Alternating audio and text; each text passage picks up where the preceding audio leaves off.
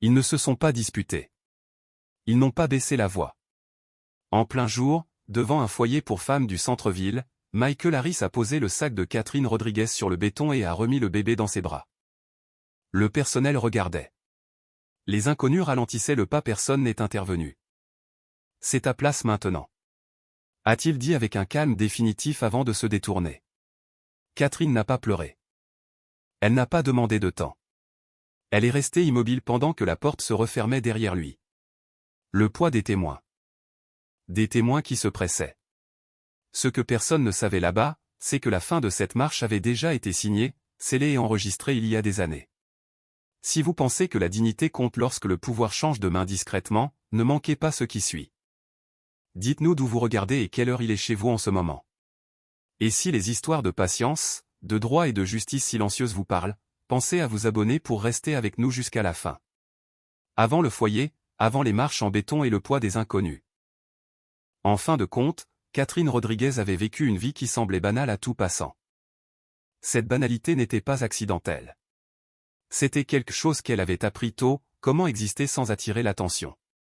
Comment laisser les autres combler le silence. Comment devenir la toile de fond sur laquelle se produisaient des personnalités plus bruyantes. Catherine n'avait jamais confondu l'invisibilité avec la faiblesse. Pour elle, c'était simplement de l'espace. De l'espace pour observer. De l'espace pour se souvenir. De l'espace pour se préparer. Elle a rencontré Michael Harris vers la fin de la vingtaine, à un moment de la vie où les gens confondent souvent élan et stabilité. Il s'exprimait bien, était bien habillé et d'une confiance inébranlable dans les pièces qui comptaient. Il parlait en termes de plans, de projections sur 5 ans, de mouvements futurs. Des prochaines étapes toujours tournées vers l'avenir, toujours décisives.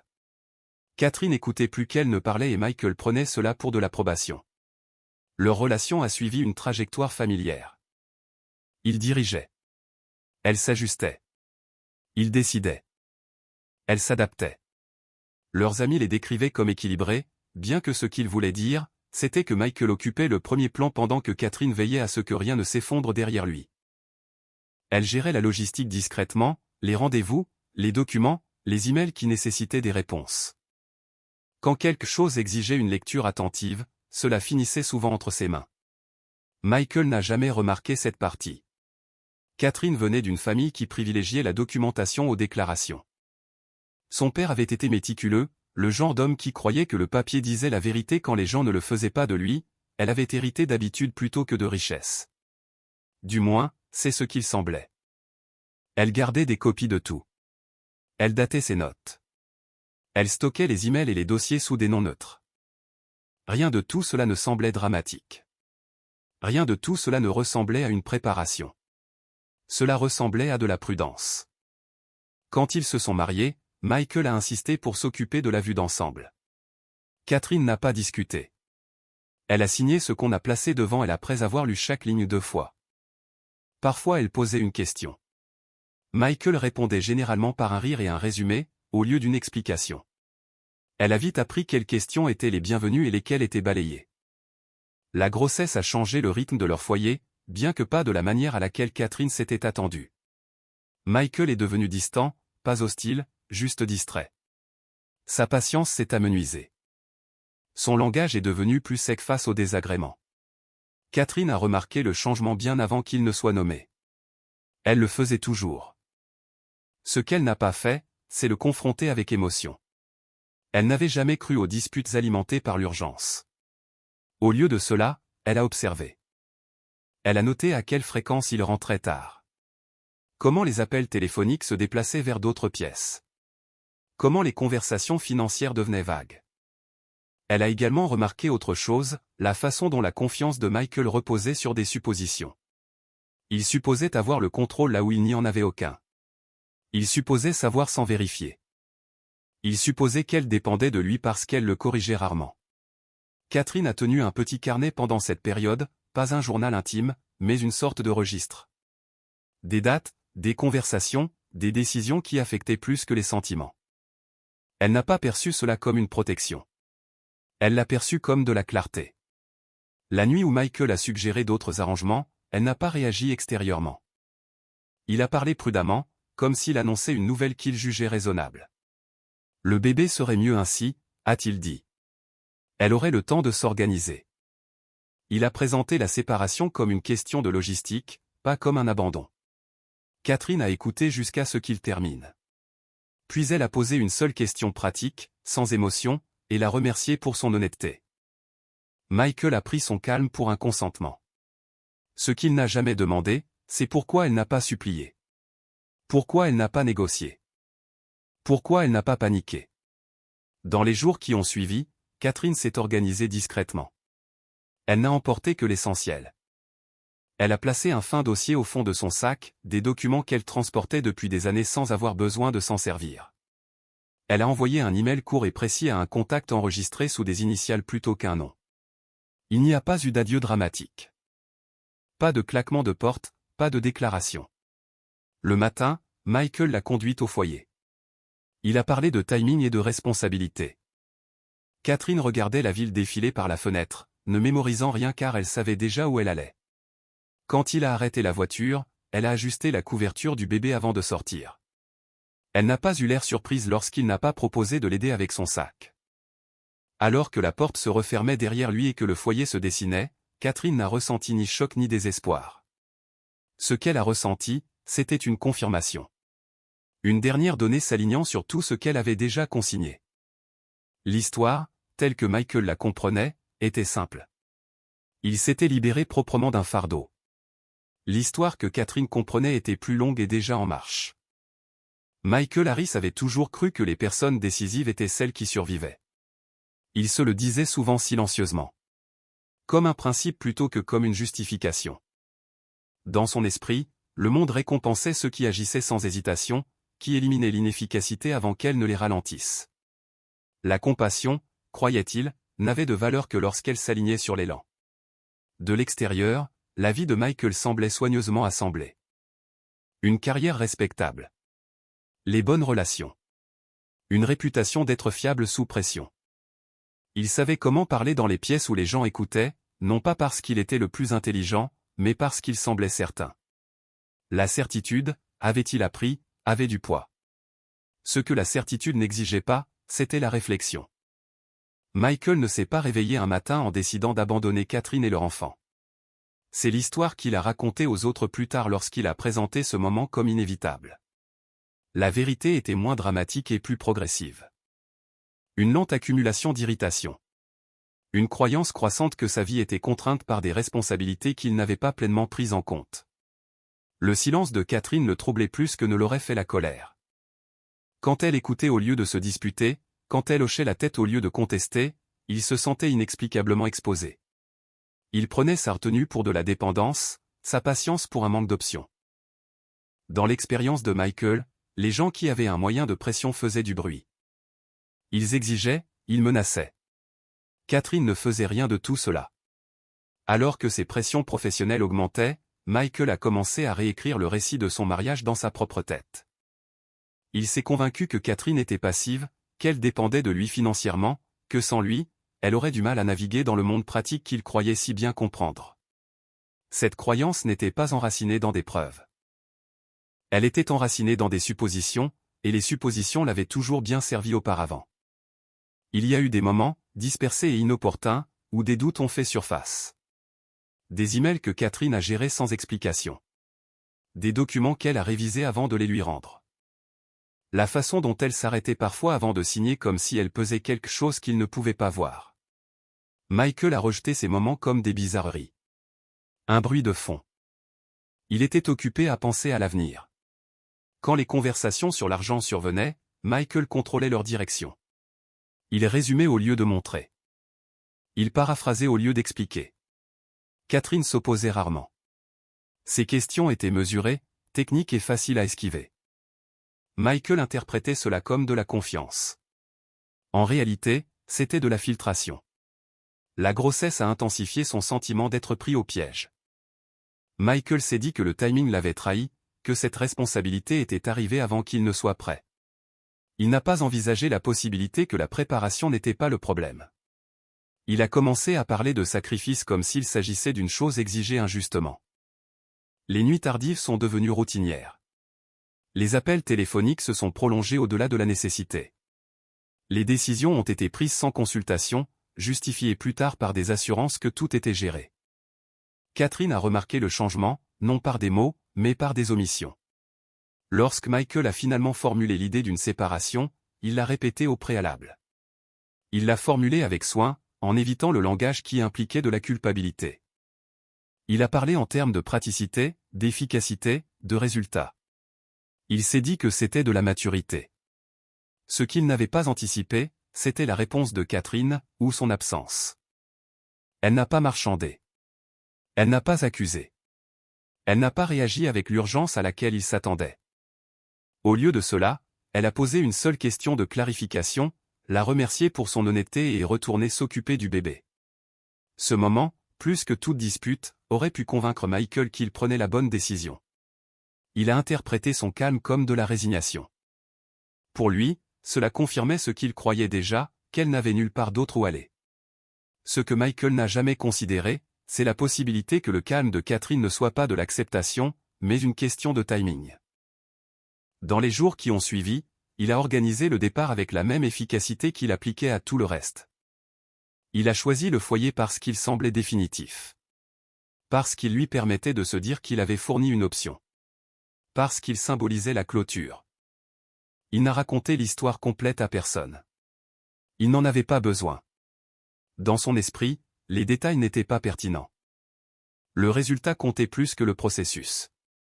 Pendant le trajet, Michael a parlé d'une voix posée, expliquant son raisonnement comme s'il livrait un rapport. Catherine a écouté. Le bébé a dormi. La ville a défilé devant eux. De manière prévisible, Michael a ressenti un étrange sentiment de soulagement lorsqu'il a garé la voiture. C'était, croyait-il, la résolution. Il n'a pas remarqué la façon dont Catherine a ajusté la couverture du bébé avant de sortir. Il n'a pas vu son regard se poser une fois sur son sac ou un fin dossier reposé sous les nécessités. Il n'a pas remarqué l'absence de questions. Quand il s'est éloigné du foyer, Michael s'est senti plus léger. Déchargé. Certain. Ce qu'il ne pouvait pas ressentir, ce à quoi la certitude l'avait aveuglé, c'était le poids des conséquences déjà mises en marche. Michael Harris croyait avoir pris une décision nette. Il n'avait aucune idée qu'il quittait une histoire dont la fin ne lui appartenait plus. Le foyer ne ressemblait pas à ce que Catherine Rodriguez avait imaginé. Il ne faisait pas sombre. Ce n'était pas chaotique. Ce n'était pas rempli de désespoir comme le suggéraient les films. Au lieu de cela, c'était ordonné d'une manière calme et institutionnelle. Des sols propres, des couleurs sourdes, un bureau de réception positionné pour observer sans s'immiscer. Le genre d'endroit conçu pour absorber les histoires sans y réagir. Catherine s'est avancée lorsque la porte s'est refermée derrière elle. Le son n'était pas fort, mais suffisamment définitif pour être enregistré. Un membre du personnel a levé les yeux, un calme exercé déjà en place et a demandé son nom. Catherine l'a donné. Sa voix n'a pas tremblé. Elle a répondu aux questions qui ont suivi avec précision. Quel âge avait le bébé? Avait-elle une pièce d'identité? Y avait-il un besoin médical immédiat? Elle n'a pas donné d'explication au-delà de ce qui était demandé. Elle n'a pas partagé spontanément l'histoire que Michael raconterait plus tard aux autres. Elle a compris instinctivement que ce n'était pas un endroit pour se justifier. Autour d'eux, le mouvement continuait. Une femme balançant une poussette près du mur. Un autre membre du personnel traversant le hall avec un porte-bloc. 2 personnes se sont brièvement arrêtées pour enregistrer l'arrivée, puis sont retournées à leurs propres préoccupations. Personne ne l'a dévisagé longtemps. Personne n'est intervenu. Cela, plus que toute autre chose, a rendu le moment réel. Catherine a ajusté la couverture du bébé alors qu'elle suivait le membre du personnel dans un couloir tapissé d'avis et d'horaires. La lumière était égale, fluorescente, mais pas crue. L'air sentait légèrement le désinfectant et la lessive. Ordinaire. Fonctionnel. Ils ont atteint une petite salle d'admission. Une chaise. Un bureau. Un panneau plastifié décrivant les politiques. Catherine s'est assise lorsqu'elle y a été invitée. Elle a posé son sac avec précaution à ses pieds, en le gardant à portée de main. Le membre du personnel a demandé le nom du plus proche parent.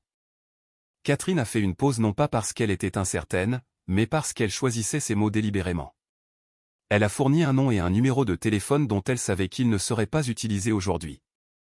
Des formulaires ont été glissés sur le bureau. Catherine a lu chaque ligne avant de signer. Le membre du personnel a attendu sans faire de commentaires. Il y avait un respect subtil dans cette pause et une reconnaissance de son autonomie que Catherine a remarqué et apprécié. À aucun moment Catherine n'a pleuré. Ce n'était pas parce qu'elle ne ressentait rien.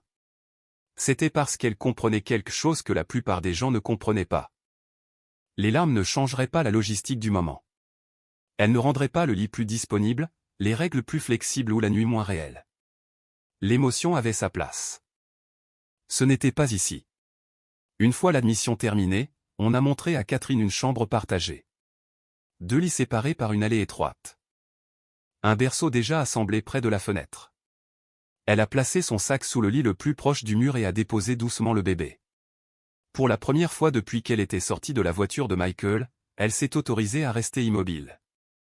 La pièce était calme, à l'exception des doux bruits de respiration et des pas lointains.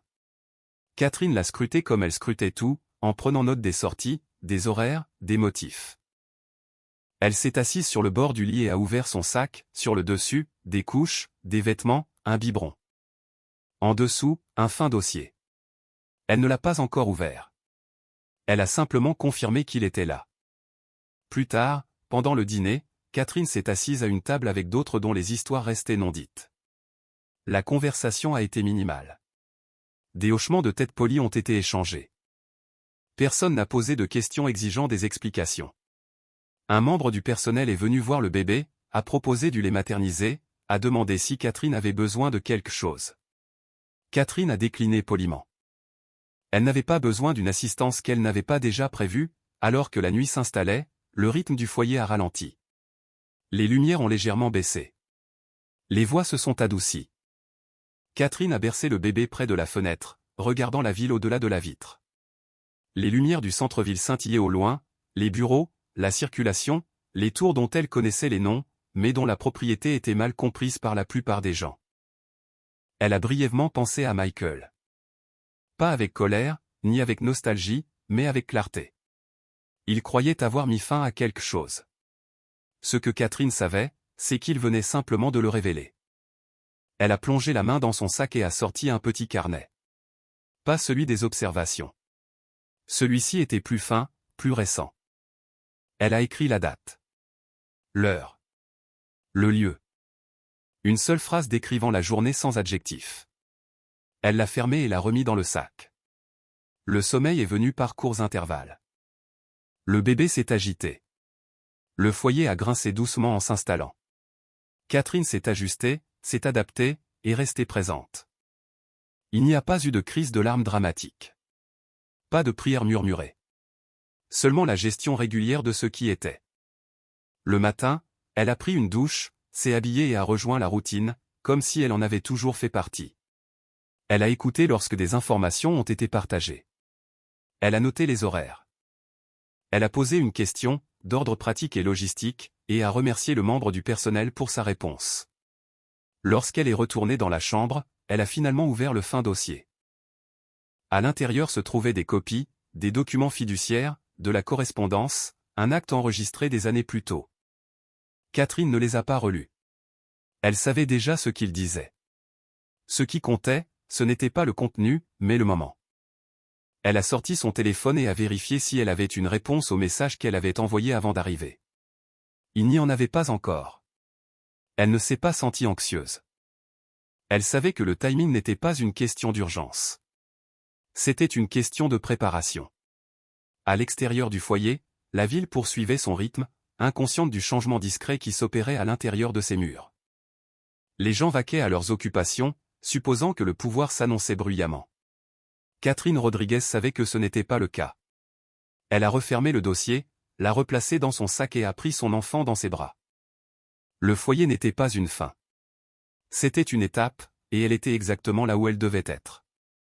Il y avait des documents que Michael Harris avait signés sans les lire, et d'autres qu'il avait parcourus avec la confiance d'un homme habitué au résumé.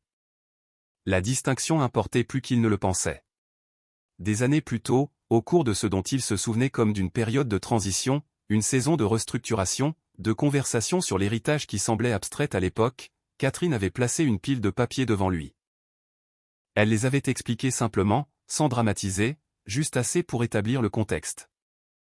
Michael se souvenait d'avoir hoché la tête pendant qu'elle parlait, distrait par un appel entrant, rassuré par la présence d'un en-tête juridique. C'était une fiducie, une parmi plusieurs. Il avait supposé qu'il s'agissait d'une procédure. Ce dont Michael ne se souvenait pas, c'était de la clause qui transférait l'autorité. Celle qui désignait Catherine Rodriguez comme seule bénéficiaire décisionnaire sous réserve d'une condition qui avait déjà été remplie. Celle qui faisait référence à un actif qu'il avait mentalement classé comme non pertinent, une tour au centre-ville liée à une société holding qu'il croyait appartenir à quelqu'un d'autre. À l'époque, Catherine avait demandé s'il voulait revoir les pièces jointes. Michael avait ri et lui avait dit de s'en occuper. Ce qu'elle a fait. Le bâtiment lui-même avait une longue histoire, qui précédait l'implication de Michael dans tout ce qui touchait de près ou de loin à l'immobilier. Il se dressait à un carrefour qui avait changé de nom plus d'une fois. Sa propriété était superposée à travers des entités conçues pour la discrétion plutôt que pour le spectacle. Le père de Catherine avait été impliqué tôt, pas en tant que figure visible, mais en tant qu'associé commanditaire dont l'influence se mesurait en signature plutôt qu'en déclaration. À son décès, le transfert d'autorité a suivi une séquence établie des années à l'avance. Pas d'urgence. Pas d'annonce. Juste l'exécution. Catherine avait été présente à chaque réunion. Elle avait écouté. Elle avait posé des questions de clarification. Elle avait signé là où il fallait. Elle n'a pas diffusé le résultat car il n'y avait aucune obligation de le faire. Michael, pendant ce temps, continuait à vivre selon le récit qu'il trouvait le plus pratique, qu'il était le principal architecte de leur avenir financier, que le rôle de Catherine était un rôle de soutien administratif. Il ne s'est jamais demandé pourquoi certains comptes étaient structurés d'une certaine manière ou pourquoi la correspondance de cabinet spécifique lui était adressée. Il a supposé avoir le contrôle parce que personne ne le remettait en question. Catherine n'a jamais corrigé cette supposition. Non pas parce que cela lui profitait émotionnellement, mais parce que cela simplifiait le processus. Le pouvoir, elle l'avait compris, n'avait pas besoin d'être reconnu pour exister. Depuis le foyer, elle ne revisitait rien de tout cela avec nostalgie. Les documents n'étaient pas des souvenirs. C'étaient des instruments. Elle ne les a pas relus parce qu'elle faisait confiance à sa propre diligence antérieure. Ce qu'elle a vérifié, en revanche, ce sont les dates et les horodatages. L'ordre dans lequel les choses avaient été déposées. La confirmation qu'elle avait archivée. Tout correspondait. Le message qu'elle avait envoyé avant d'arriver au foyer était concis. Adressé à Daniel Whitmore, l'avocat qui avait supervisé l'exécution de la fiducie. Il ne contenait aucune explication, aucun appel. Juste une notification indiquant que les circonstances avaient changé et une demande d'examen de procédure. Daniel l'a reçu tard dans la soirée. Il l'a lu une fois, puis une deuxième. Non pas parce qu'il n'était pas clair, mais parce qu'il en comprenait l'implication. Il a extrait le dossier pertinent du stockage numérique méticuleusement organisé et a vérifié la condition qui activait ses prochaines étapes. Il n'y a pas eu de surprise. Seulement une confirmation. La situation de Catherine ne modifiait pas la légalité de ce qui s'était déjà produit. Cela clarifiait simplement le moment de la divulgation.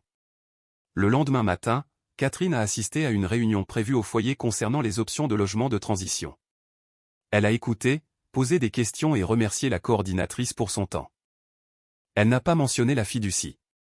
Il n'y avait aucune raison de le faire. Plus tard dans la journée, elle s'est promenée avec le bébé le long d'une rue voisine. La ville bougeait autour d'eux, indifférente et efficace.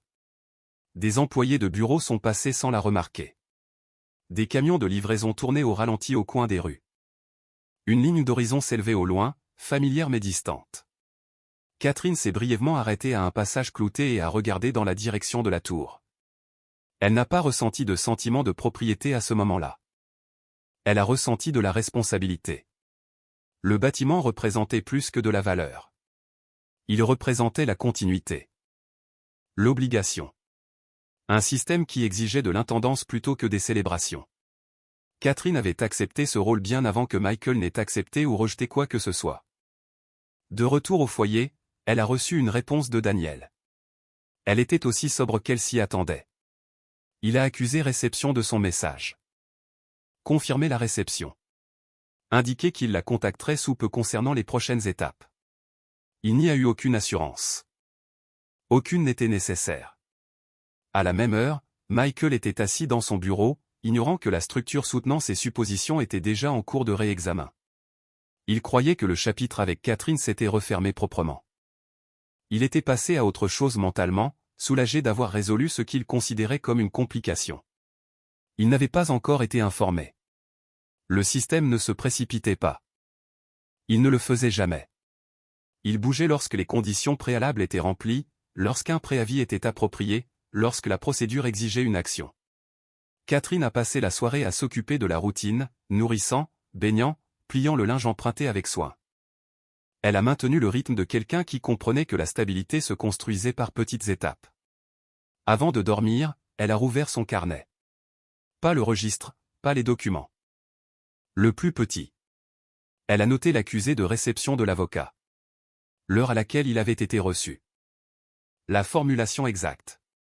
Puis elle l'a fermé. Le foyer est devenu silencieux à la tombée de la nuit. Catherine est restée éveillée un moment, écoutant les sons subtils autour d'elle. Elle ne s'est pas demandé si Michael regretterait sa décision. Cette question n'était pas pertinente. Ce qui importait, c'était la séquence. Les événements qui allaient suivre n'étaient pas des actes de représailles. C'étaient des conséquences se déroulant selon des règles qui existaient bien avant que Michael ne croie écrire la fin. À l'extérieur, la tour se dressait inchangée. À l'intérieur, les processus s'alignaient. Catherine Rodriguez n'avait pas été abandonnée sans recours. Elle avait simplement attendu que le moment exige qu'elle s'avance. Le matin au foyer a suivi un ordre prévisible. Et Catherine Rodriguez y a trouvé du réconfort. Les lumières se sont allumées progressivement. Des pas ont résonné dans le couloir selon des motifs familiers. Un membre du personnel a frappé doucement à chaque porte, offrant des rappels plutôt que des ordres. Catherine a apprécié la structure. La prévisibilité créait de l'espace pour penser, pour planifier, pour bouger sans urgence. Elle a habillé le bébé en premier, prenant soin des petits détails. Des vêtements propres. Un biberon frais préparé avec précision. L'enfant a réagi à la routine avec calme. Et Catherine a noté cela comme la preuve de quelque chose qu'elle croyait déjà, la stabilité ne nécessitait pas l'abondance. Elle exigeait de la cohérence. Le petit déjeuner a été servi dans l'espace commun. Catherine s'est assise à la même table que la veille au soir. La conversation est restée minimale. Une femme en face d'elle a souri brièvement et a demandé quel âge avait le bébé. Catherine a répondu, puis a reporté son attention sur le repas. Il n'y a pas eu d'autres questions. Par la suite, Catherine a assisté à une séance d'orientation dirigée par un gestionnaire de cas. Elle a couvert les attentes, les échéanciers et les ressources disponibles. Catherine a écouté attentivement, non pas parce qu'elle avait l'intention de s'y fier à long terme, mais parce que comprendre les systèmes avait toujours été sa force. Elle a posé une question spécifique et logistique sur les exigences en matière de documentation. La gestionnaire de cas a répondu, impressionnée par la précision. Catherine l'a remerciée et a noté la réponse. La documentation comptait. Cela avait toujours été le cas. Plus tard dans la matinée, on a proposé à Catherine un casier pour ranger ses effets personnels. Elle a placé son sac à l'intérieur, n'hésitant que brièvement avant de retirer le fin dossier et de le garder avec elle. Il n'avait pas sa place dans un espace partagé. Pas encore. Elle a passé l'après-midi dans la pièce calme à l'arrière du bâtiment, berçant le bébé tout en revoyant ses notes. Pas les documents de la fiducie, cela était réglé, mais ses observations depuis son arrivée. Les heures. Les noms. Elle a tout consigné sans y attacher d'émotion. L'invisibilité, avait-elle appris, était plus efficace lorsqu'elle était associée à la conscience. À 14h14 précise, son téléphone a vibré. Un message de Daniel Whitmore. Il n'a pas demandé si elle allait bien. Il n'a pas exprimé d'inquiétude. Il a simplement indiqué qu'il arriverait en ville dans les 48 heures et qu'il la contacterait pour organiser une réunion. Il a également noté que des avis préliminaires étaient en cours de préparation. Catherine a lu le message 2 fois, puis a répondu par un seul mot, confirmé. Elle n'a pas demandé de détails. Elle faisait confiance à Daniel pour opérer dans les limites de la loi, pas de l'émotion. C'était pourquoi elle l'avait choisi des années plus tôt. Le reste de la journée s'est déroulé calmement. Catherine a aidé à plier des vêtements donnés. Elle a écouté lorsqu'une autre résidente a parlé d'une date d'audience à venir. Elle n'a offert aucun conseil, seulement de la reconnaissance. Les gens en révélaient souvent davantage lorsqu'ils n'étaient pas interrompus. À l'approche du soir, Catherine a fait une autre promenade à l'extérieur, poussant la poussette le long d'un itinéraire qu'elle avait cartographié mentalement la veille. Elle a observé les intersections, noté les schémas de circulation et identifié les bâtiments voisins avec une familiarité professionnelle. La ville se révélait par strates à ceux qui y prêtaient attention. Elle s'est à nouveau arrêtée, cette fois plus longtemps, lorsque la tour est apparue entre deux bâtiments plus bas. Ce n'était pas la hauteur qui retenait son attention. C'était la solidité. La façon dont elle était restée présente à travers les changements de propriétaire, de direction et de récit. Le bâtiment ne s'annonçait pas, il existait. Catherine l'a apprécié. De retour à l'intérieur, elle s'est préparée pour la routine du soir. Le bébé dormait plus facilement maintenant. Catherine a pris cela comme un autre signe que les perturbations ne devaient pas nécessairement définir l'expérience. L'environnement comptait, mais l'intention comptait davantage. Avant de s'endormir, elle a de nouveau vérifié son téléphone. Aucun nouveau message. C'était prévu. Au même moment, Michael Harris organisait un dîner d'affaires en centre-ville.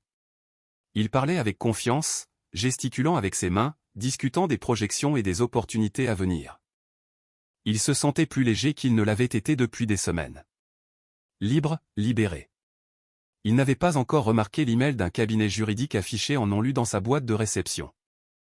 Catherine a dormi d'un sommeil léger, se réveillant lorsque le bébé s'agitait. Elle a traversé la nuit sans ressentiment. La fatigue était présente, mais elle était gérable. Elle avait géré des fardeaux plus lourds auparavant. Au petit matin, elle a rouvert son carnet. Elle a noté la date d'arrivée prévue de Daniel. Elle a énuméré les étapes qui, selon elle, allaient suivre: vérification, notification, réunion de procédure. Elle a laissé un espace sous chaque point. La planification, elle le savait, nécessitait de la marge. Lorsqu'elle a fermé le carnet, Catherine n'a ressenti ni peur ni anticipation. Seulement de la préparation. Le foyer ne l'avait pas dépouillé de son libre arbitre. Il avait clarifié ce qui comptait. Il avait éliminé les distractions. Il l'avait placée dans une position où chaque action était délibérée. La survie silencieuse, a-t-elle compris, n'était pas passive. Elle était disciplinée.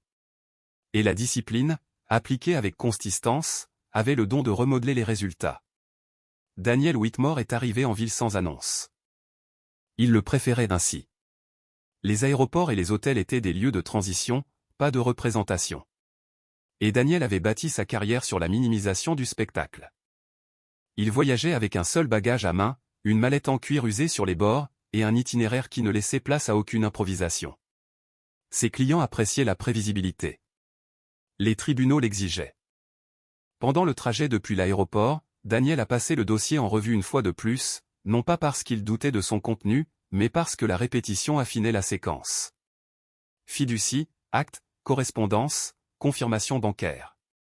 L'architecture de la propriété était propre. Elle l'avait toujours été. Catherine Rodriguez avait insisté sur ce point des années plus tôt lors de la structuration initiale de la fiducie.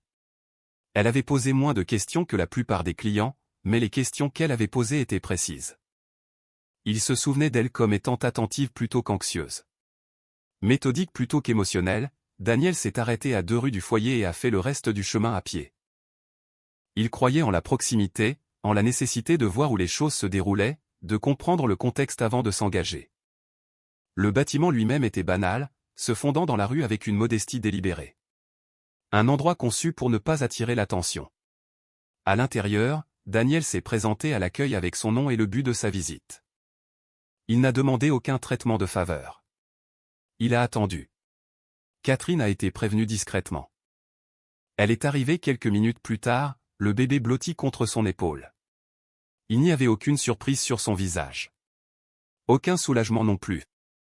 Juste de la reconnaissance. Ils se sont serrés la main. Daniel a noté la fermeté de sa poigne. Il a fait un geste vers une petite salle de conférence donnant sur le hall principal, et ils se sont assis face à une table ronde conçue pour réduire la hiérarchie. Je serai bref, a dit Daniel, et procédural. Catherine a hoché la tête, Daniel a décrit les étapes qui suivraient, la vérification des circonstances actuelles, les notifications formelles aux parties concernées et le lancement des actions administratives liées à l'activation de la fiducie. Il a parlé d'une voix égale, évitant d'insister.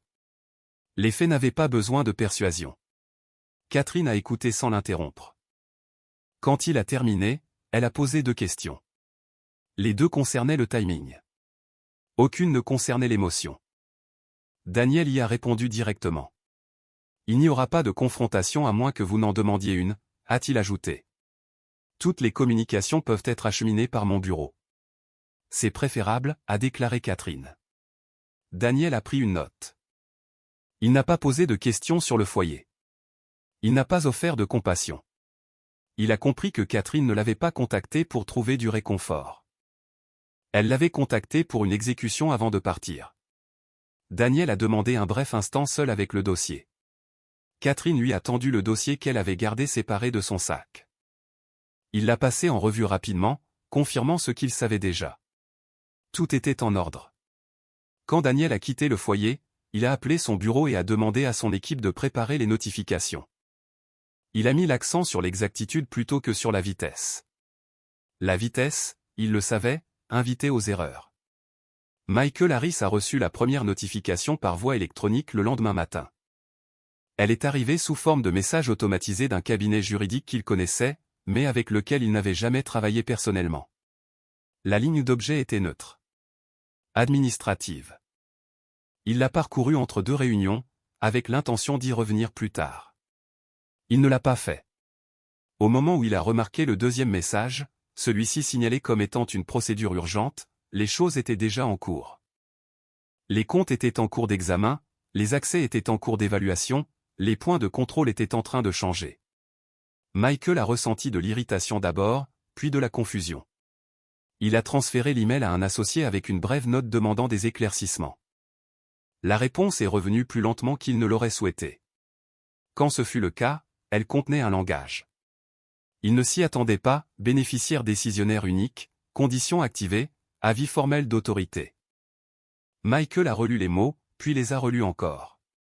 À l'autre bout de la ville, Catherine assistait à une autre réunion du foyer, son attention pleinement présente. Elle n'a rien signé. Elle n'a rien promis. Elle a écouté. Daniel a passé l'après-midi en réunion avec des représentants liés à la tour du centre-ville. Il a confirmé la continuité opérationnelle. Il les a rassurés sur le fait qu'aucun changement immédiat n'était prévu. La stabilité, a-t-il souligné, était l'objectif. La propriété, il le savait, ne nécessitait pas de bouleversement.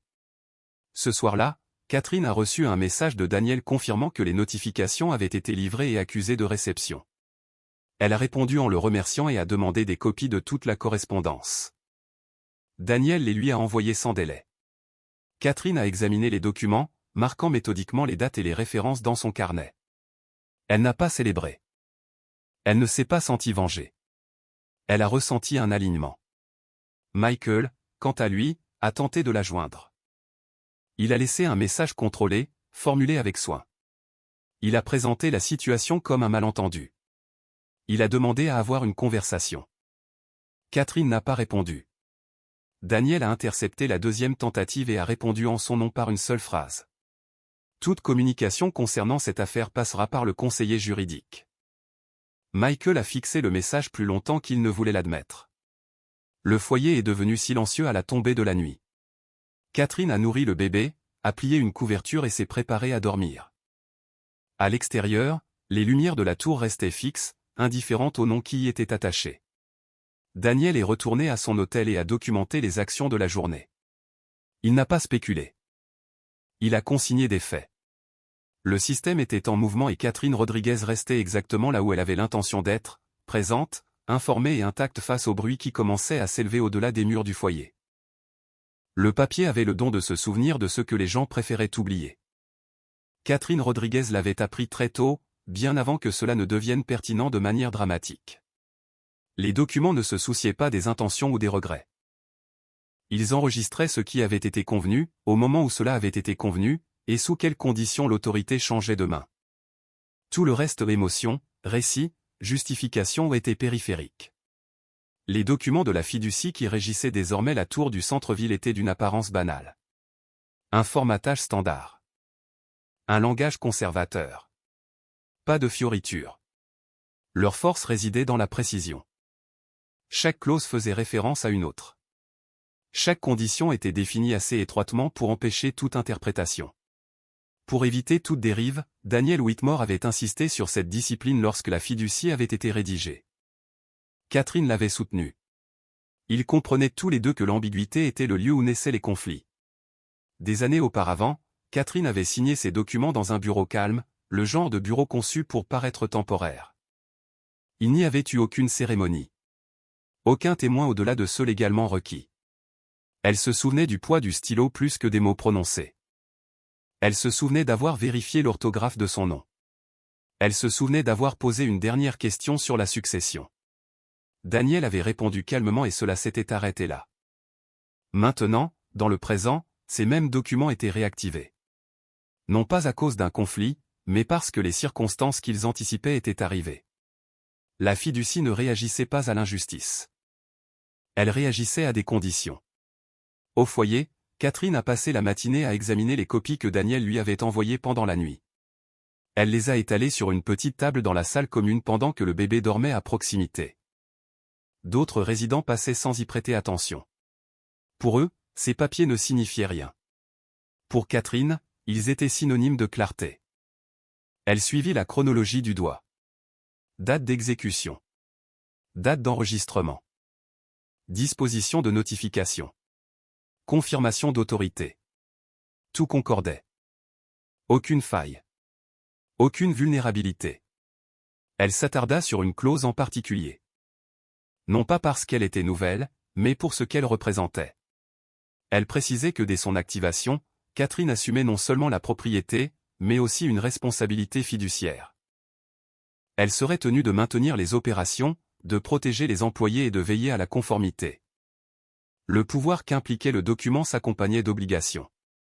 Catherine l'acceptait sans hésitation. Elle n'avait jamais voulu d'un moyen de pression pour le simple plaisir d'en avoir. Ce qui comptait, c'était la gestion. Daniel appela en milieu de matinée pour confirmer la réception des accusés de réception de toutes les parties concernées. Il parlait d'un ton mesuré, rapportant des faits plutôt que des progrès. Il pourrait y avoir des tentatives pour recadrer la situation, dit-il. Elles ne modifieront pas la procédure. Je comprends, répondit Catherine. Elle ne demanda pas qui avait tenté de la contacter. Elle le savait déjà. Michael Harris passa cette même matinée à faire les 100 pas dans son bureau, le téléphone à la main, parcourant des emails qui semblaient désormais avoir un poids nouveau. Le ton le troublait non pas parce qu'il était agressif, mais parce qu'il était indifférent. Il n'y avait aucune accusation à contredire. Aucun ton à contester. De simples déclarations. Il chercha dans sa mémoire le moment où il aurait pu mal interpréter quelque chose. Une signature. Une conversation. Un document qu'il avait délégué. Chaque souvenir menait à la même conclusion, il avait supposé au lieu de vérifier. Cette prise de conscience ne produisit aucun remords. Elle engendra de la frustration. Michael se dit qu'il s'agissait d'un abus de pouvoir. D'un détail technique. De quelque chose qui pourrait être corrigé avec la bonne conversation. Il laissa un autre message. Celui-ci plus direct. Il fit référence au bébé. Il fit référence à leur passé. Catherine n'en écouta rien. Daniel filtrait les communications en fonction de leur pertinence. L'émotion n'atteignait pas ce seuil. Dans l'après-midi, Catherine assista à une réunion prévue avec un gestionnaire de dossier pour discuter des prochaines étapes. Elle écouta attentivement, posa des questions sur les délais et remercia le membre du personnel pour les informations. Elle ne révéla pas le changement de sa situation. Non pas par sentiment de supériorité, mais parce que c'était inutile. Le foyer était un environnement temporaire. Elle le traitait comme tel plus tard, elle sortit avec une poussette et marcha vers un quartier plus calme. La ville semblait différente maintenant. Non pas parce qu'elle avait changé, mais parce que sa relation avec elle avait évolué. Elle observa les entrées de bureaux, les postes de sécurité, les marqueurs subtils des espaces gérés. Elle s'arrêta de nouveau en vue de la tour. Cette fois, elle s'autorisa à la regarder directement. Le bâtiment n'était pas beau au sens conventionnel du terme. Il était pratique, efficace, conçu pour endurer des cycles d'utilisation plutôt que pour susciter l'admiration. Catherine trouvait cela approprié. La propriété, selon elle, devait être durable plutôt que décorative. Elle fit demi-tour avant de s'attarder trop longtemps. Il y aurait du temps plus tard pour des visites de site, pour des réunions, pour des décisions. Ce moment n'exigeait pas la possession. Il exigeait de la patience. De retour au foyer, Daniel envoya un dernier message pour la journée. Il confirma qu'un acte formel de reconnaissance de propriété serait remis en main propre dans les 48 heures, conformément aux instructions préalables de Catherine. Elle répondit par l'affirmative. Ce soir-là, Catherine organisa de nouveau ses notes. Elle mit à jour sa chronologie. Elle fit des recoupements dans sa correspondance. Elle dressa une courte liste de questions anticipées, des questions auxquelles elle devrait répondre non pas en tant que femme abandonnée, mais en tant que bénéficiaire majoritaire. Le bébé dormait profondément. Michael était assis seul chez lui, fixant son téléphone. Il rédigeait des messages qu'il n'envoyait pas, il répétait des explications que personne ne lui avait demandées. Il envisagea une action en justice, puis hésita en réalisant ce qu'il aurait à contester. Les faits étaient têtus. La nuit s'écoula paisiblement au foyer. Catherine se réveilla une fois, apaisa le bébé et se rendormit. Il n'y avait aucun rêve de vengeance. Aucun fantasme de confrontation. Seulement la conscience constante que quelque chose réglé depuis longtemps avait enfin fait surface. Le papier avait de la mémoire, et maintenant la ville aussi. La tour du centre-ville avait toujours existé en arrière-plan de la conscience de la ville. Ce n'était ni le bâtiment le plus haut de l'horizon, ni le plus récent. Il ne portait pas un nom qui exigeait l'attention. Au lieu de cela, il occupait son coin avec une assurance tranquille. Quelque chose d'établi, fait de verre et d'acier, agencé avec des entrées sobres, conçu pour la fluidité plutôt que pour le spectacle. Les gens passaient ses portes tous les jours sans se demander à qui il appartenait. Cet anonymat était intentionnel. Catherine Rodriguez comprit cela alors qu'elle se tenait de l'autre côté de la rue un après-midi. La poussette orientée vers le trottoir.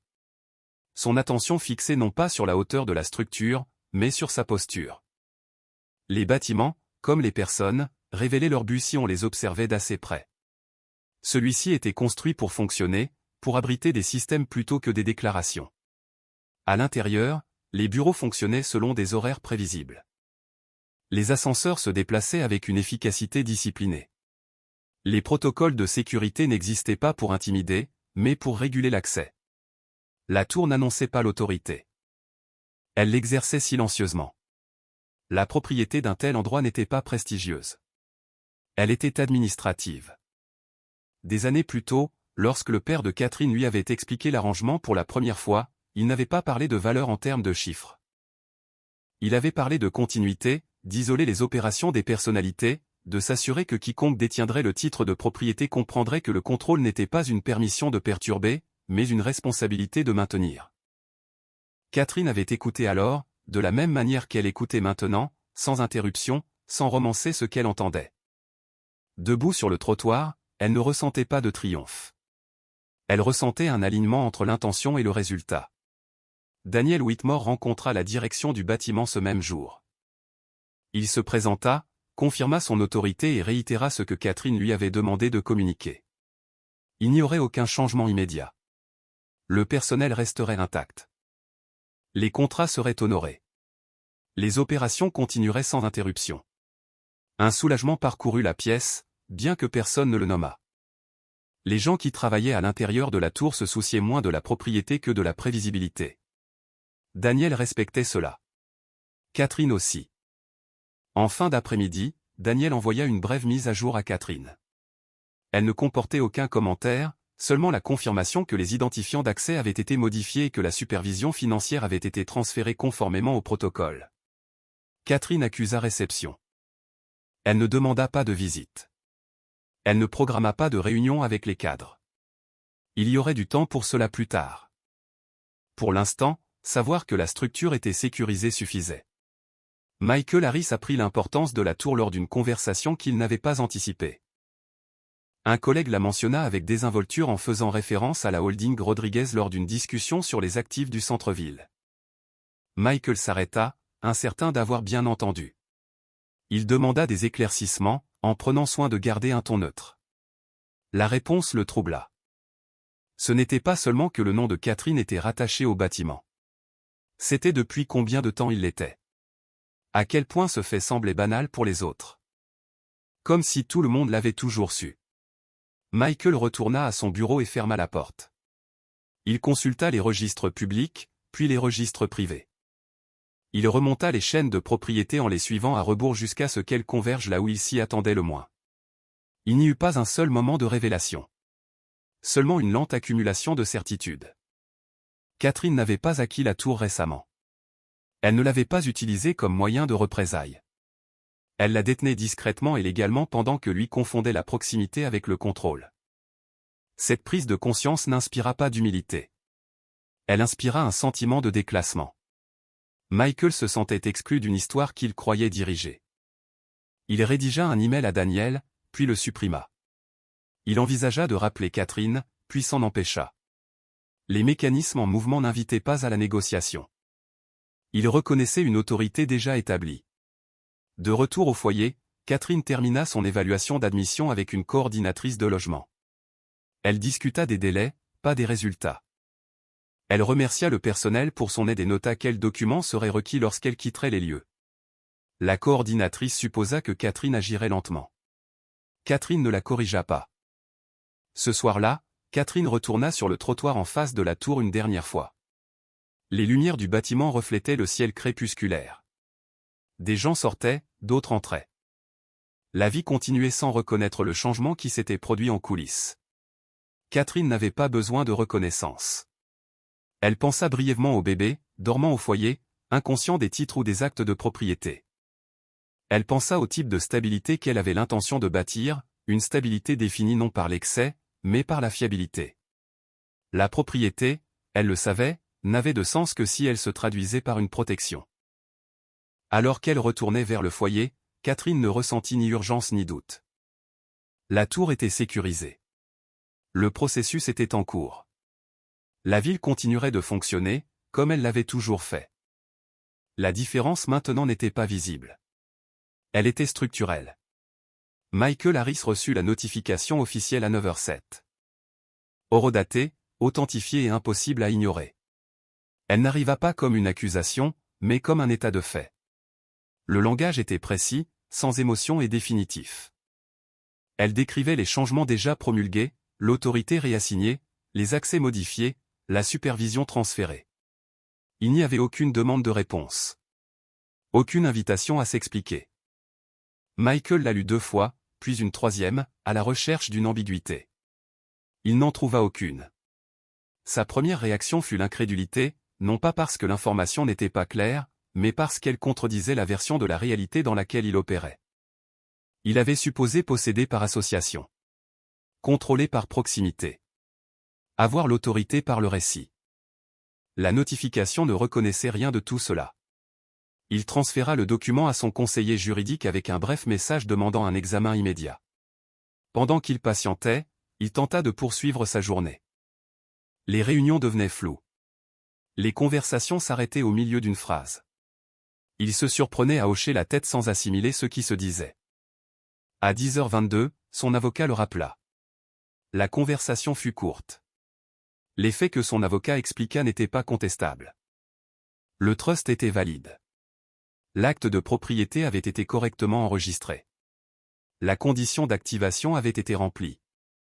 Catherine Rodriguez était, et avait toujours été, la bénéficiaire majoritaire. Il n'y avait aucune erreur de procédure à contester. Qu'en est-il du calendrier ? Demanda Michael. Le calendrier est discrétionnaire, répondit l'avocat. Pas le vôtre. Michael sentit alors quelque chose basculer, non pas de la panique, mais un rétrécissement. La réalisation que ses options n'étaient pas limitées parce que quelqu'un agissait contre lui, mais parce qu'il ne lui restait plus rien sur quoi agir. À la mi-journée, d'autres avis suivirent. Les relevés bancaires reflétaient des changements d'autorisation. Des comptes qu'il croyait partager nécessitaient désormais une approbation qu'il ne possédait plus. Des accès qu'il tenait pour acquis furent reclassifiés. Michael tenta de se connecter à un système qu'il utilisait depuis des années. Le mot de passe fut rejeté. Un message apparut lui demandant de contacter l'administration. Il ferma la fenêtre sans le faire. En début d'après-midi, Michael conduisit en centre-ville sans destination en tête. La circulation avançait régulièrement.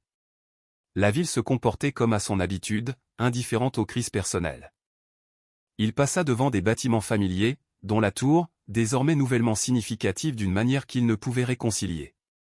Il se gara à une rue de là et resta sur le trottoir, levant les yeux vers la façade. Le bâtiment ne lui accorda aucune reconnaissance. Ses fenêtres reflétaient le ciel, pas lui. Michael se sentit exposé, non pas publiquement, mais intérieurement. Sa confiance avait reposé sur des hypothèses qui ne tenaient plus. Il s'était cru au centre d'une structure qui n'avait jamais eu besoin de lui. Pour la première fois, il considéra Catherine non pas comme quelqu'un qu'il avait laissé derrière lui, mais comme quelqu'un qu'il avait devancé depuis le début.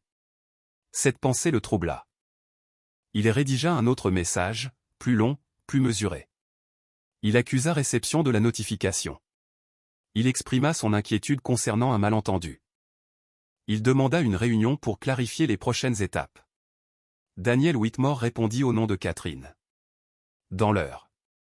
Il n'y a pas de malentendu, disait la réponse. Toutes les prochaines étapes se déroulent comme indiqué.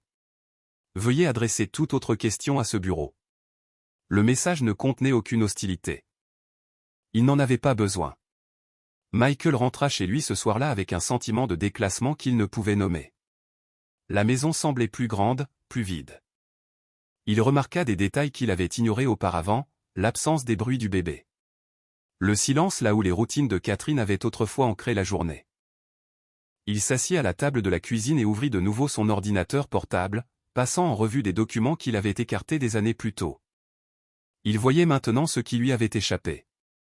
Les clauses qu'il avait survolées. Les signatures qu'il avait autorisées sans comprendre. Il ressentit quelque chose de proche du regret, mais qui ne se transforma pas en responsabilité. Cela flottait, non résolu. À l'autre bout de la ville, Catherine Rodriguez passa la soirée dans la salle commune du foyer, pliant une petite pile de vêtements propres. Le bébé dormait à proximité, imperturbable. Catherine se déplaçait avec une efficacité calme, son attention pleinement présente. Elle reçut la mise à jour de Daniel confirmant que Michael avait été prévenu et que toutes les transitions d'accès avaient été terminées. Elle la lut une fois et posa son téléphone face contre table. Elle n'imagina pas la réaction de Michael. Elle ne répéta pas ce qu'elle pourrait dire en cas de confrontation. Ce n'était pas nécessaire. Au lieu de cela, elle passa en revue sa liste de choses à faire pour les jours à venir. Transition vers un nouveau logement. Arrangement temporaire pour la garde de l'enfant. Première réunion avec la direction du bâtiment prévue, sans précipitation. Sa vie ne changeait pas brusquement.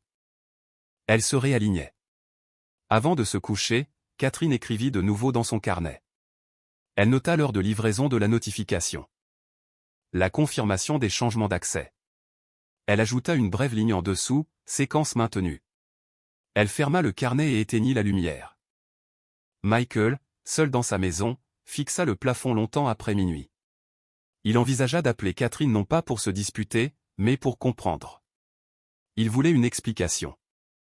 Un contexte. Quelque chose qui lui permettrait de se repositionner dans l'histoire. Mais l'histoire avait dépassé le stade des explications. Ce que Michael vivait n'était pas une punition. C'était un déclassement, la conséquence silencieuse d'avoir confondu la confiance avec la compréhension. Et en l'absence de confrontation, cette conséquence semblait plus lourde que n'importe quelle dispute ne pourrait jamais l'être. Catherine Rodriguez refusait la confrontation non pas par évitement, mais par principe. Elle avait appris il y a longtemps que la confrontation suggérait une égalité de position. Une hypothèse partagée selon laquelle les deux parties avaient le droit d'influencer le résultat par la persuasion. Cette situation ne nécessitait pas de persuasion. Elle nécessitait des limites. Le matin suivant la réception par Michael Harris de la notification officielle, Catherine rencontra Daniel Whitmore dans un petit bureau que Daniel avait aménagé près du foyer. L'espace était neutre, des murs de verre, une table ronde, aucun effet personnel. Catherine arriva à l'heure, le bébé installé dans un porte-bébé contre sa poitrine. Daniel passa brièvement en revue l'ordre du jour. Il confirma ce qui s'était déjà passé, décrivit ce qui suivrait et demanda si Catherine avait des préférences concernant les protocoles de communication. « Oui, dit Catherine. Tout passe par vous, par écrit dans la mesure du possible. » Daniel acquiesça. C'est cohérent avec le dossier. Catherine ne posa aucune question sur Michael. Elle n'avait pas besoin de mise à jour sur ses réactions. Le processus légal ne s'améliorait pas avec la conscience émotionnelle. Il s'améliorait avec la précision. Ils discutèrent de logistique à la place. Des arrangements de logement provisoires. Du calendrier des premières réunions fiduciaires. De la structure des rapports qu'elle recevrait une fois les opérations entièrement transférées. Catherine prit des notes, posa des questions de clarification et prit des décisions sans hésitation. Elle n'était pas dépassée. Elle était organisée. Lorsque Daniel mentionna que Michael avait demandé une rencontre personnelle, Catherine ne réagit pas immédiatement. Elle fit une pause, non pas pour considérer sa requête, mais pour décider quelle part de son raisonnement devait être partagée. Aucune rencontre, finit-elle par dire. S'il a des questions, elles sont d'ordre procédural. C'est à vous d'y répondre. Daniel prit une note. Il ne contesta pas la décision. À l'extérieur du bureau, la ville continuait son rythme. Catherine retourna au foyer avec le bébé et reprit sa routine. Le déjeuner. Un rendez-vous programmé avec une coordinatrice de logement. Une brève promenade à l'extérieur. Michael, pendant ce temps, oscillait entre frustration et incrédulité. Il rejouait des conversations dans sa tête, cherchant des moments qu'il aurait pu mal interpréter. Il fit une fixation sur le calme de Catherine avec le recul, se demandant maintenant si cela n'avait pas dissimulé quelque chose qu'il n'avait pas su reconnaître. Il envoya un autre message, plus court cette fois, dépouillé d'explications. Il demanda à parler non pas en tant qu'adversaire, mais en tant que parent. Daniel répondit dans les heures qui suivirent, accusant réception et réitérant la limite établie. Michael lut la réponse plus d'une fois. Les mots étaient polis, professionnels, impénétrables. Ce qui le troublait, ce n'était pas le refus lui-même, mais l'absence de négociation. Catherine n'utilisait pas l'accès à sa personne comme moyen de pression. Elle le refusait complètement. Cette prise de conscience changea quelque chose en lui. Il avait supposé que le silence forcerait l'engagement. Que l'absence de confrontation provoquerait la curiosité, l'anxiété, le besoin de répondre. Au lieu de cela, le silence était devenu une structure. Michael passa l'après-midi à tenter de réaffirmer son contrôle là où il le pouvait. Il contacta des conseillers. Il révisa des contrats. Il chercha à savoir s'il lui restait une quelconque autorité dans des domaines adjacents. Chaque enquête se terminait de la même manière, l'autorité était conditionnelle, et la condition ne s'appliquait plus. En début de soirée, il conduisit de nouveau vers le centre-ville. Cette fois, il ne s'arrêta pas près de la tour. Il passa devant comme si la proximité seule pouvait restaurer quelque chose qu'il avait perdu. Ce ne fut pas le cas. Au foyer, Catherine assista à une séance de groupe qu'elle avait initialement songé à sécher. Elle écouta les autres parler de l'incertitude, de la peur de ce qui allait suivre. Elle ne partagea pas son histoire. Elle n'offrit aucune solution. Elle se contenta d'écouter. Plus tard, une femme lui demanda comment elle paraissait si sereine. Catherine répondit honnêtement. J'écris les choses. C'était tout. Cette nuit-là, Daniel transféra des copies de la correspondance qu'il avait envoyée au nom de Catherine. Elle les examina attentivement, vérifiant le ton et l'exactitude. Tout était comme prévu. Neutre. Définitif. Elle replaça les documents dans son dossier et le remit dans son sac. Michael passa la même nuit à rédiger un message plus long, celui-ci n'étant pas envoyé par les voies légales. Il écrivit sur la responsabilité, sur le regret, sur son désir d'être inclus dans les décisions concernant leur enfant. Il plana au-dessus du bouton d'envoi pendant plusieurs minutes. Puis il supprima le brouillon. Quelque chose en lui reconnut que le message ne concernait pas l'enfant. Il concernait sa propre pertinence. Catherine dormit d'un sommeil léger, se réveillant une fois pour apaiser le bébé. Dans le silence de la nuit, elle réfléchit non pas à Michael, mais à ceux qui l'attendaient. La responsabilité qu'elle avait acceptée était conséquente. Elle exigerait de l'attention, de la discipline et de la retenue. Elle s'en réjouissait. La confrontation, elle le savait, se déguisait souvent en conclusion. Les gens croyaient que dire leur vérité résoudrait le déséquilibre. Catherine avait compris que l'équilibre n'était pas restauré par les mots, mais par la structure. Et la structure était déjà en place. La procédure avançait sans précipitation, ce qui était précisément la manière dont Daniel Whitmore préférait procéder. L'absence de hâte n'était pas de l'indifférence. C'était de la discipline. Dans l'expérience de Daniel, la vitesse invitait aux erreurs et les erreurs invitaient aux contestations. Catherine Rodriguez avait été claire dès le début. La précision comptait plus que l'immédiateté. Le système, une fois mis en mouvement, arriverait à ses conclusions selon ses propres termes. Le lundi matin, Daniel convoqua la première réunion d'information fiduciaire. Elle eut lieu dans une salle de conférence, plusieurs étages en dessous des bureaux de la direction de la tour du centre-ville, un terrain neutre choisi délibérément. Des représentants des opérations, des finances, de la conformité et de la gestion immobilière étaient présents. Catherine y assista à distance, sa caméra allumée, sa présence silencieuse mais indéniable. Daniel ouvrit la réunion par un résumé concis de l'autorité. Il fit référence au trust, à l'acte de propriété et à la clause d'activation. Il ne fit aucun commentaire personnel. La salle écouta. Catherine prit la parole une fois, au début. Elle remercia l'équipe pour sa continuité et déclara ses attentes simplement, stabilité, transparence et respect des obligations existantes.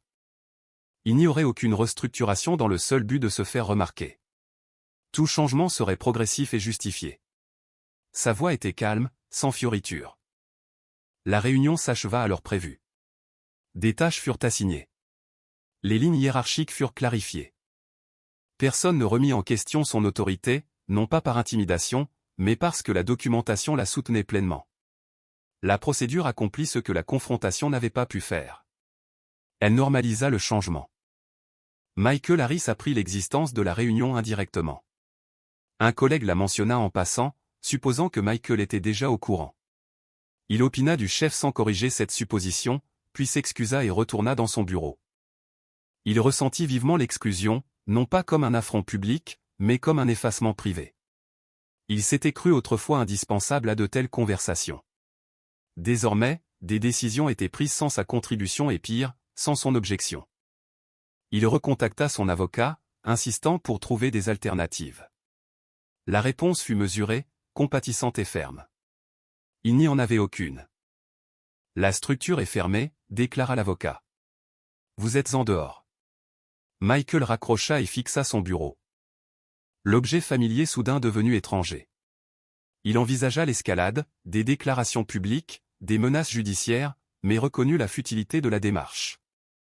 Il n'y avait rien à contester qui n'exigeât des preuves qu'il ne possédait pas. À l'autre bout de la ville, Catherine passa la journée à faire sa transition discrètement. Elle rencontra une coordinatrice de logement pour finaliser son hébergement temporaire en dehors du foyer. Elle examina attentivement les conditions du bail, demanda des révisions là où le langage était vague, et ne signa qu'après avoir confirmé chaque clause. La coordinatrice fit une remarque sur sa minutie. Catherine sourit poliment et ne dit rien. Cet après-midi-là, Daniel envoya à Catherine un rapport détaillé de la réunion fiduciaire. Elle l'examina ligne par ligne, prenant des notes là où des éclaircissements seraient nécessaires plus tard. Elle répondit par une approbation et une courte liste de questions de suivi, techniques, précises, sans émotion. Daniel les fit suivre sans délai. Michael tenta une dernière manœuvre ce soir-là. Il contacta une connaissance commune, quelqu'un qui, pensait-il, pourrait transmettre un message à Catherine sans barrière juridique. La connaissance écouta, puis déclina. Elle ne discute pas de cela, dit la personne. Et honnêtement, je ne pense pas qu'elle en ait besoin. Ces mots blessèrent Michael plus qu'il ne s'y attendait. À la tour, les opérations se poursuivirent sans interruption. Les locataires arrivaient et partaient. La sécurité enregistrait les entrées.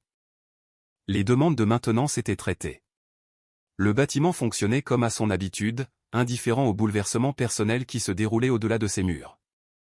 Catherine reçut une photographie de Daniel plus tard dans la nuit. Une simple image de la reconnaissance de l'acte de propriété, signé et enregistré, sa réception confirmée. Elle ne s'y attarda pas, elle la sauvegarda dans ses dossiers et passa à autre chose. La procédure, elle le savait, était cumulative. Chaque étape comptait non pas parce qu'elle était spectaculaire, mais parce qu'elle était irréversible.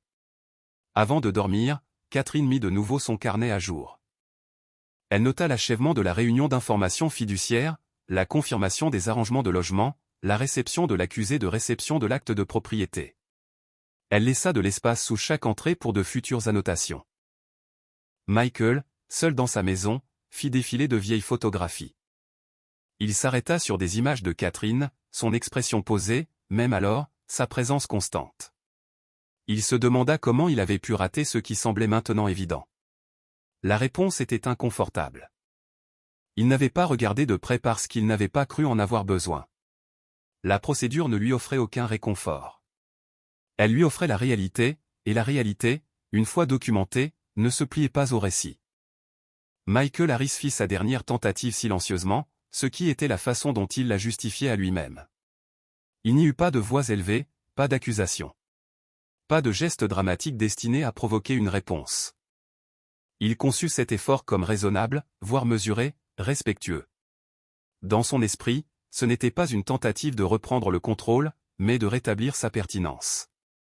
Il choisit un moyen de communication qui, croyait-il, contournerait la procédure sans la violer, une lettre manuscrite. Michael n'avait pas écrit à la main depuis des années. Cet acte lui sembla délibéré, presque cérémoniel.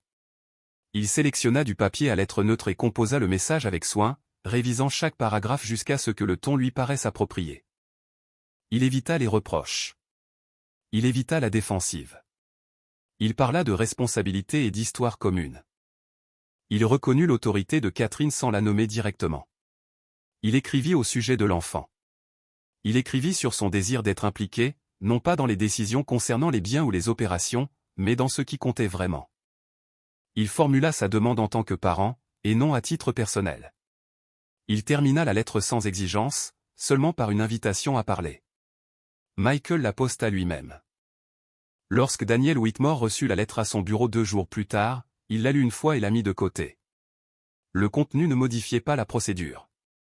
Il ne soulevait aucune question juridique, mais il exigeait une décision quant à la réponse à y apporter. Daniel fit suivre une copie numérisée à Catherine avec une brève note, reçue aujourd'hui. Veuillez me conseiller. Catherine lut la lettre en début d'après-midi pendant que le bébé dormait. Elle ne se précipita pas, elle la lut lentement, non pas pour se laisser persuader, mais pour en cerner l'intention. Elle remarqua la formulation, les omissions et les subtils changements de ton où l'intérêt personnel tentait de se présenter comme de l'inquiétude. La lettre était posée. Elle arrivait aussi trop tard. Catherine ne ressentit aucune colère. Elle ressentit de la clarté. Elle ne répondit pas immédiatement. Au lieu de cela, elle ouvrit son carnet et revit la chronologie qu'elle tenait depuis avant son entrée au foyer. Elle retraça la séquence depuis la décision jusqu'à l'abandon, de la notification à la procédure. Elle nota où la lettre de Michael s'inscrivait dans cette structure. Elle n'y trouvait pas sa place. Catherine comprit quelque chose que Michael ignorait, le timing n'était pas une question de courtoisie. C'était une question d'alignement, et l'alignement ne pouvait être négocié rétroactivement. Elle rédigea une réponse, non pas une lettre, mais un ensemble d'instructions pour Daniel. La réponse accuserait réception. Elle aborderait le sujet de l'implication parentale séparément des questions d'autorité. Elle décrirait un processus formel pour les visites et la communication, structuré, documenté et médiatisé. Il n'y aurait aucune rencontre personnelle. Aucune conversation présentée sous l'angle de la réconciliation. Aucune place pour la réinterprétation. Daniel envoya la réponse ce soir-là. Elle était brève. Elle reconnaissait le désir de Michael de s'impliquer. Elle décrivait le cadre juridique dans lequel cette implication pourrait avoir lieu. Elle demandait que toute communication future concernant l'enfant passe par les canaux appropriés. Il n'y avait aucun commentaire, aucun jugement. Michael lut la réponse le lendemain matin. Il sentit la porte se fermer, non pas avec force, mais avec certitude. La réponse ne le rejetait pas catégoriquement. Elle faisait quelque chose de plus définitif. Elle supprimait la possibilité d'un accès informel. Ce qui restait, c'était le processus. Michael resta assis à son bureau pendant un long moment. La lettre qu'il avait écrite, pliée à côté de lui. Il prit vaguement conscience que c'était le moment vers lequel il se dirigeait, le point où son influence ne s'étendait plus au-delà de ce qui lui était formellement accordé. Il se sentit plus petit qu'il ne l'avait imaginé. Catherine passa le reste de la journée à préparer son départ du foyer. La coordinatrice de logement confirma une date d'emménagement. Les services publics furent mis en place. La garde d'enfants temporaire fut planifiée. Catherine passa en revue chaque point, confirmant les détails, apportant des ajustements si nécessaires. Elle agissait avec détermination, pas avec soulagement. Ce soir-là, elle fit ses bagages avec soin. Elle sépara ceux qui voyageraient avec elle de ceux qui resteraient sur place. Elle plia les vêtements avec attention. Elle organisa les documents par catégorie, et non par ordre chronologique. La fine chemise resta au fond de son sac, là où elle avait toujours été. Avant de quitter le foyer, Catherine remercia le personnel en personne. Elle ne raconta pas son histoire. Elle n'expliqua pas ce qui avait changé. Elle exprima sa gratitude pour la structure qu'ils avaient fournie. La structure, elle le savait, avait eu son importance. En sortant avec le bébé, Catherine ne regarda pas en arrière. Le foyer avait rempli son rôle. Il lui avait donné l'espace nécessaire pour agir délibérément, sans interférence. Michael observa la ville depuis la fenêtre de son bureau cette nuit-là, conscient désormais que le récit sur lequel il s'était appuyé ne tenait plus. Il avait confondu la détermination avec le silence, la soumission. Il avait cru que l'absence de confrontation signifiait l'absence de conséquences. Il comprenait maintenant que cela signifiait le contraire. Le système avait absorbé ses actions et répondu dans son propre langage, procédural, documenté, définitif. Catherine arriva à son appartement temporaire à la tombée de la nuit. Elle plaça le bébé dans le berceau, déballa l'essentiel et s'assit à la petite table de la cuisine. L'espace était modeste, propre et calme. Elle ouvrit son carnet une dernière fois ce jour-là. Elle écrivit « Réponse envoyée ». Paramètres établis. Puis elle le ferma. Il n'y avait aucun sentiment de victoire. Aucun relâchement de tension. Seulement la certitude constante que ce qui devait être fait avait été fait. La dernière tentative passa sans confrontation, et cela, Catherine le savait, était exactement ainsi que cela devait se terminer. Catherine Rodriguez quitta le foyer tôt le matin avant que le bâtiment ne s'éveille complètement. Les lumières du couloir étaient encore tamisées et l'air calme de cette pause qui sépare les routines nocturnes des horaires diurnes. Elle se déplaçait avec précaution, non pas pour éviter d'attirer l'attention, mais par habitude. Le bébé dormait contre son épaule, la respiration régulière, inconscient des seuils franchis. Il n'y eut aucune cérémonie pour son départ. Aucune annonce. Juste un bref échange à la réception. Une signature confirmant le départ. Et un merci discret offert aux membres du personnel qui lui tendit le dernier formulaire. Catherine ne s'attarda pas, elle comprenait la valeur des départs nets. Dehors, une voiture l'attendait, réservée à l'avance, payée à temps. Catherine plaça son sac dans le coffre, attacha le siège du bébé et s'installa à l'arrière sans donner d'instructions. Le chauffeur s'éloigna en douceur, se fondant dans le rythme matinal de la ville. Alors que le foyer s'éloignait derrière eux, Catherine ne ressentit aucun soulagement. Le soulagement suggérait l'évasion. Ce qu'elle ressentait, c'était la continuité. L'appartement temporaire était modeste, mais fonctionnel. Des murs neutres. Des meubles minimalistes. La lumière du soleil filtrait à travers une fenêtre étroite, illuminant un espace qui avait été préparé avec intention plutôt qu'avec indulgence. Catherine défit ses bagages efficacement, plaçant les objets essentiels là où ils seraient le plus nécessaires. Les affaires du bébé vinrent en premier. Tout le reste suivit. Elle rangea ses documents dans un tiroir fermé à clé et posa son carnet à côté. Puis elle s'assit à la table de la cuisine et passa en revue le programme de la journée que Daniel avait envoyé plus tôt. 2 appels. Un examen de documents. Une visite de site prévue plus tard dans la semaine. Aucune urgence, aucun spectacle. En milieu de matinée, Catherine reçut la confirmation que les services publics étaient actifs et que son nom était correctement enregistré. Elle vérifia l'orthographe, nota les numéros de compte et classa les informations. Les petits détails comptaient. Ils avaient toujours compté. Daniel appela peu de temps après, confirmant que toutes les transitions se déroulaient comme prévu. Il ne la félicita pas. Il ne présenta pas ce moment comme un aboutissement. Il le traita pour ce qu'il était, une étape dans une séquence plus longue. Catherine apprécia cela. Elle passa l'après-midi à organiser la garde d'enfants et à examiner les rapports de l'équipe de direction de la tour. Elle posa des questions de suivi lorsque les chiffres nécessitaient des éclaircissements. Elle approuva les dépenses courantes. Elle repoussa les décisions non essentielles. La propriété, elle le savait, n'était pas une performance. C'était de l'entretien. Michael Harris apprit le départ de Catherine du foyer par l'intermédiaire d'un tiers. L'information arriva sans commentaire, dépouillée de tout contexte. Il ressentit une lueur de quelque chose, du regret peut-être.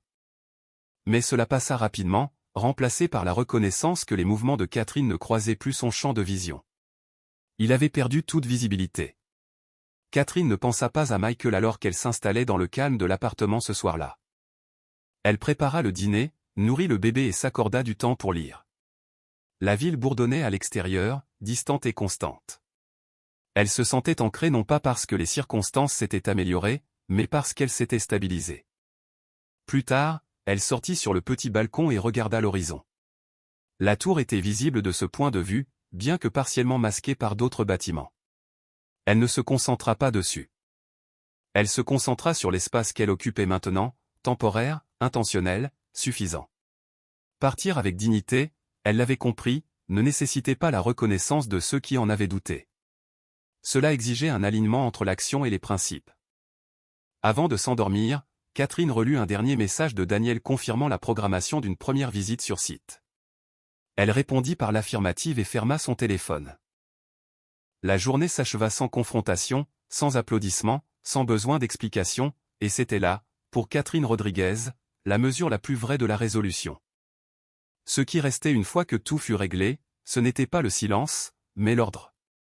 Catherine Rodriguez le découvrit progressivement dans la façon dont les systèmes se révélaient une fois qu'ils ne résistaient plus au changement.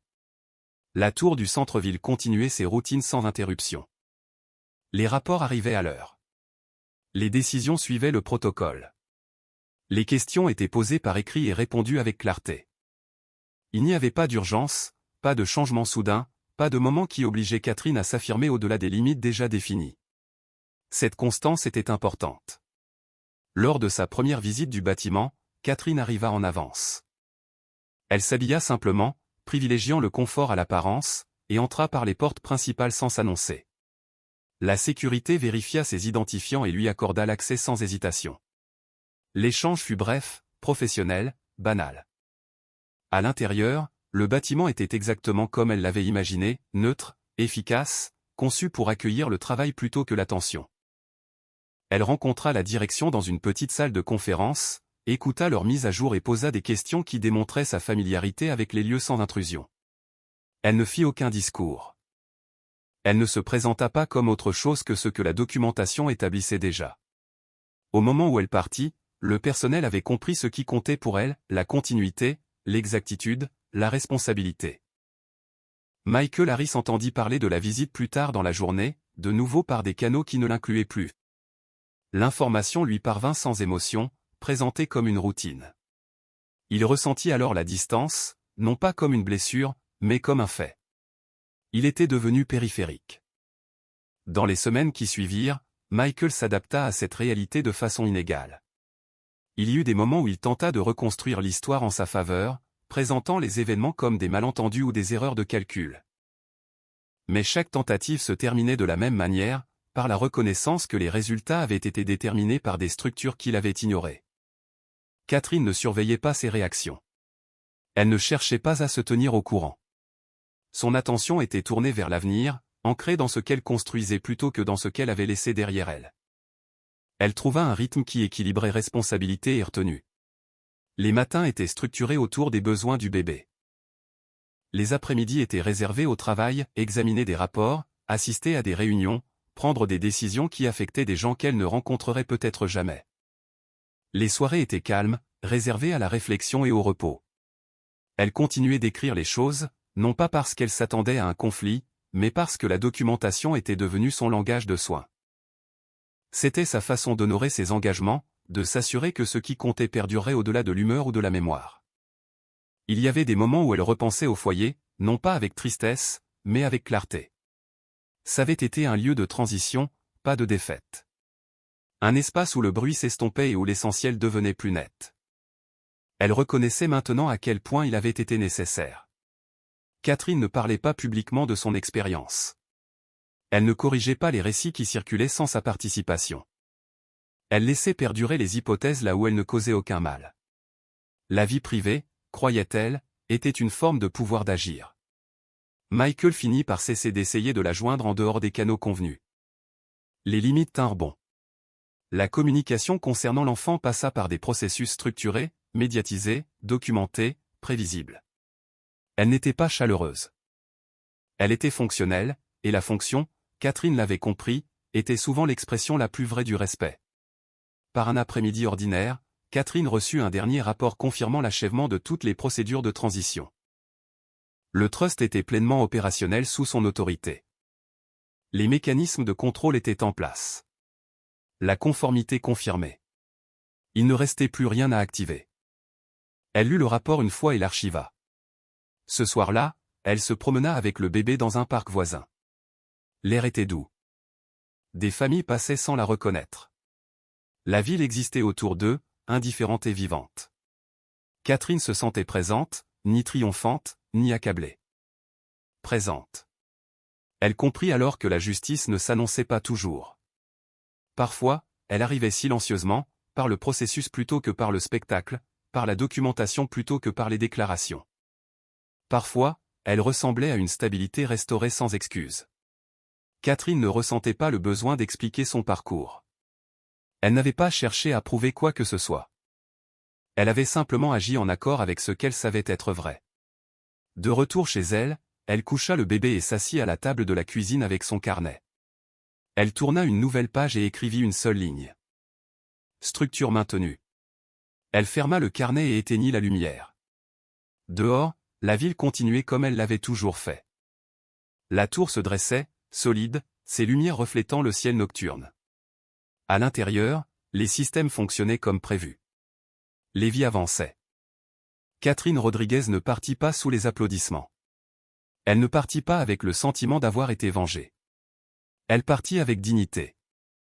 Il y a des histoires qui se terminent avec du bruit, des éclats de voix, des règlements de compte publics, le genre de victoire qui exige des témoins. Et puis il y a des histoires comme celle de Catherine Rodriguez, qui se terminent par quelque chose de plus silencieux et de bien plus durable. Ce que son parcours nous enseigne, ce n'est pas une question de richesse, de pouvoir ou même de justice au sens dramatique. C'est une question de préparation, de la discipline invisible qui consiste à prêter attention quand personne ne regarde. Catherine n'a pas survécu parce qu'elle était plus bruyante, plus en colère ou plus agressive. Elle a survécu parce qu'elle comprenait les systèmes, parce qu'elle respectait la structure, parce qu'elle savait que la dignité n'est pas quelque chose que l'on exige. C'est quelque chose que l'on préserve, même lorsque les circonstances tentent de vous en dépouiller. La vie ne récompense pas toujours ceux qui réagissent le plus vite. Souvent, elle récompense ceux qui observent le plus longtemps, ceux qui documentent, ceux qui attendent que l'action ait un sens. Catherine n'a jamais eu besoin d'humilier, d'affronter ou de s'expliquer. Elle a laissé la vérité avancer par le seul canal qui ne pouvait être contesté, la procédure. Et quand le moment est venu, le monde s'est ajusté, non pas parce qu'elle l'y a forcé, mais parce qu'il le devait. Il y a quelque chose de profondément humain dans ce genre de force. Cela nous rappelle que le silence n'est pas l'absence et que la patience n'est pas la faiblesse. Que s'éloigner avec dignité peut être plus puissant que de gagner une dispute. Que parfois, la forme de justice la plus significative est simplement de continuer à vivre, calme, intact et invaincu. Si cette histoire a résonné en vous, prenez un moment pour y réfléchir. Avez-vous déjà été sous-estimé parce que vous avez choisi de ne pas vous expliquer? Avez-vous déjà tenu bon silencieusement, convaincu que le temps et la vérité parleraient pour vous? Nous adorerions connaître vos pensées, dites-nous d'où vous regardez et ce que cette histoire a éveillé en vous. Et si vous êtes attiré par des histoires de force tranquille, de justice légale et de résilience qui se déroulent sans spectacle, pensez à vous abonner à la chaîne. Pas pour le drame, mais pour des histoires qui vous accompagnent longtemps après que l'écran soit devenu noir. Merci d'avoir suivi l'histoire d'aujourd'hui. Si vous l'avez trouvée intéressante, veuillez me soutenir avec un like et un abonnement à la chaîne. À bientôt dans les prochaines vidéos. Cette vidéo est une œuvre de fiction appartenant au genre de la science-fiction. L'ensemble du contenu, des personnages, des décors et des événements est le produit de l'imagination. Créé uniquement à des fins de divertissement.